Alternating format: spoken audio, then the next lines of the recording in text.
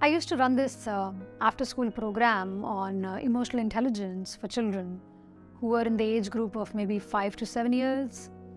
And our theme for that month was anger. And in this one particular session, I was explaining to the kids that how anger has this varied range where at one it would show up as being perturbed, and then it would move on to irritation, to annoyance, to anger, and then rage. And as I was explaining the scale to children, one of the kids raised his hand, and I looked at him and I gave him a nod to speak what he had to say. So he said that, Anisha, for me, I never feel anything that's one. I directly only feel rage. And when he said that, there were tears welled up in his eyes. And the moment he said that, all the other kids started laughing. And this particular child had a history of being known as an aggressive child, and his parents had often got complaints from school for him being angry and displaying aggressive episodes. So the moment everybody started laughing, he got angry and he started throwing things at the other kids and he started kicking them.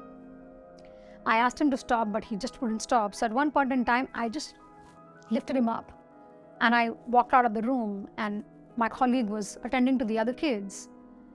And I remember when I held him, he was constantly kicking me and yelling and shouting. After some time, I lost my balance and we both fell on the ground. And I remember at that time, I had to kind of fold his hands and put his legs between my legs. I had to really hold him in a tight grip because he was hurting me. And he kept yelling, leave me, leave me.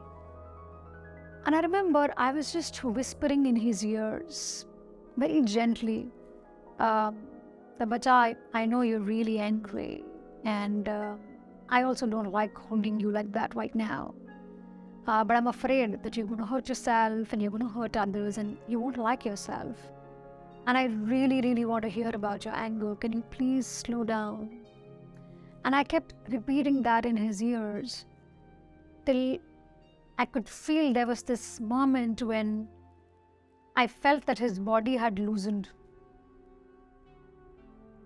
So even I loosened my grip, and then he still kept talking at me. So when my colleague came out to check on us, she saw that this little lad who I had held with his head facing towards the others, he had now turned around and he was hugging me tightly and he was crying in my arms.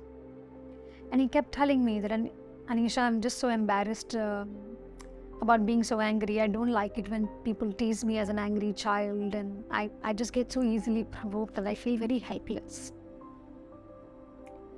And as I held him in my arms, and I know that just looking at the child's helplessness, I had tears flowing through my eyes.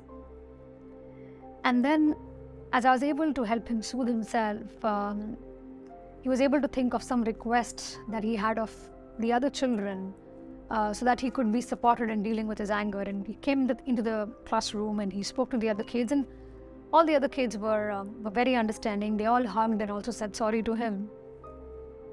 So I'm sure when you hear this story, you all would possibly think that, yeah, that's the way a kid should be handled. Sometimes kids need us as caretakers, as adults, as parents to help them regulate themselves, isn't it? And we kind of consider it very normal for kids to get troubled. And yet, when we go into the adult world and when we see somebody who's an adult is troubled or is having an emotional breakdown, our expectation is that they should be able to manage themselves. And surely there's validity to that, because part of adulting is that we learn to be responsible for our own feelings, we learn to be responsible for our own behavior. And while we all eventually grow up one day, we all become adults, and yet there is this little one in each one of us that may feel triggered, that may feel incapable of regulating his or her own emotions. And I wonder what stops us from reaching out to people who seem to be triggered. Why do we leave them alone? What stops us from letting them lean into our energy so that we can help them co-regulate? What also stops us when we are triggered to lean into others? Why don't we ask for help? Because I do believe that at the end of it, we as humans are so interdependent, and our emotions sometimes just yearn to be met by an empathic another.